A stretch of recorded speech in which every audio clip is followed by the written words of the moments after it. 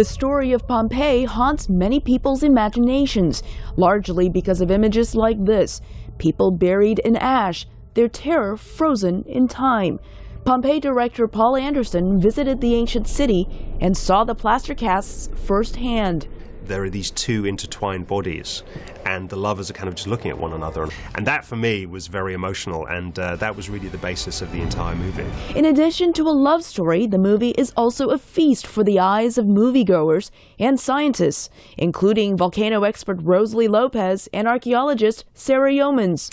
I think they did a wonderful job recreating the city from the archaeological site. Well, I think this is the kind of movie that 3D was really invented for. You want to be immersed in this kind of ancient civilization and the sheer spectacle of it.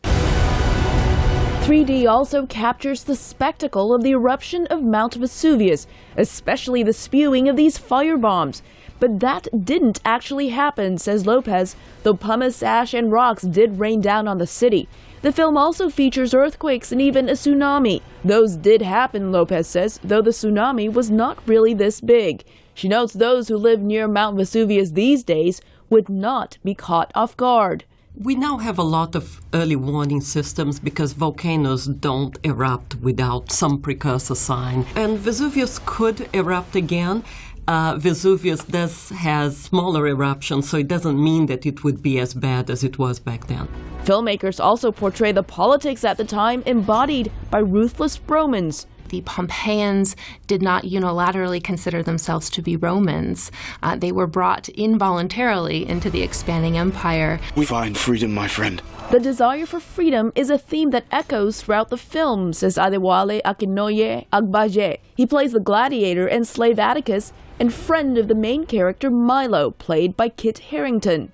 Freedom and equality, which is timeless, you know, and I think we all still strive for that today. In his personal life, this British actor of Nigerian descent also struggled with the freedom to choose his own career. I studied law, actually, as a first profession.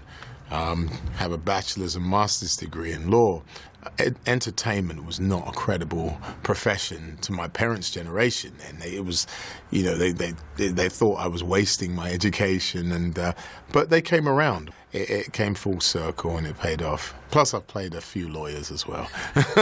In preparing for the film, Akinoye Agbaje and Harington underwent grueling physical training to look like real gladiators.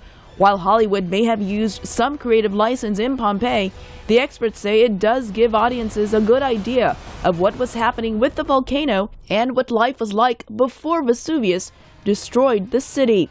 Elizabeth Lee for VOA News, Los Angeles.